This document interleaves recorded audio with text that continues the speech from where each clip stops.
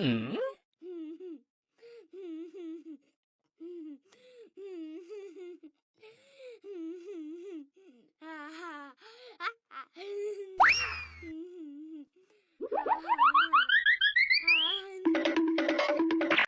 ងប្អូនណាខ្លះរងចាំរឿងម្ចាស់ស្នេហ៍ប្រែបេះដូងដូចខ្ញុំមើល YouTube មួយថ្ងៃចង់10 20ដងហើយនៅអូសចុះឡើងនៅចាំភាគទី16ហ្នឹងឥឡូវអត់តន់ចេញទេជាពិសេសការដឹកនាំសម្ដែងហើយនឹងតួអង្គយើងបាទម្នាក់គឺប៉ិនប្រសពមែនតើបាទ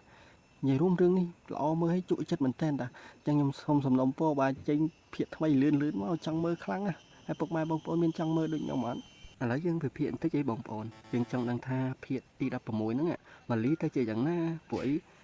ចង់បញ្ចប់ភាគទី15ហ្នឹងម៉ាលីគាត់បានទទួលបាន BA ហ៎តាមរយៈគាត់ live លក់ពោតឃើញមានអ្នក comment មានអ្នកអីតាមដានគាត់ឥឡូវគាត់បានខ្លាយជា BA ហើយចាំមើលភាគទី16ហ្នឹងមិនដឹងថាលោកវិទ្យគាត់យល់យ៉ាងណាឬក៏គាត់ឃើញម៉ាលីល្បីគាត់ទាញមកវិញឬក៏អាជីភ្ញាក់ផ្អើលរំភើបឬក៏អាជីតាមធ្វើបាបម៉ាលីទៀតណពុកម៉ែបងប្អូនឥឡូវយើងចាំតាមដានទាំងអស់គ្នានៅភាគទី16ណាបងប្អូនរឿងម្ចាស់ស្នេហ៍ប្រែបេះដូងបាទសូមអរគុណ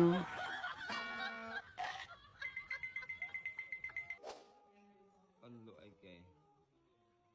លក់ស្នេហ៍ហ្មង What ស្នេហ៍មកប្រអប់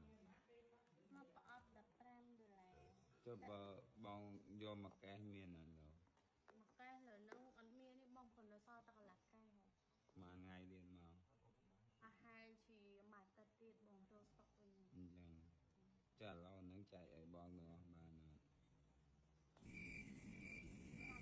អត់មួយអស់លីងហ្មងប៉ុណ្ណឹងយើងទុកសម្រាប់ថត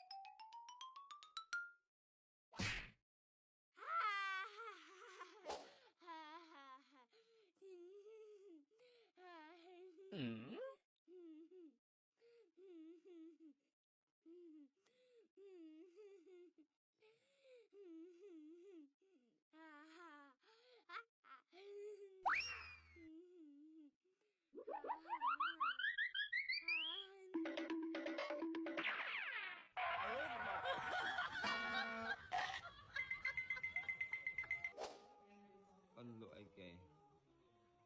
លក់ស្នេហ៍ហ្មង What ស្នេហ៍មកប្រអប់មកប្រអប់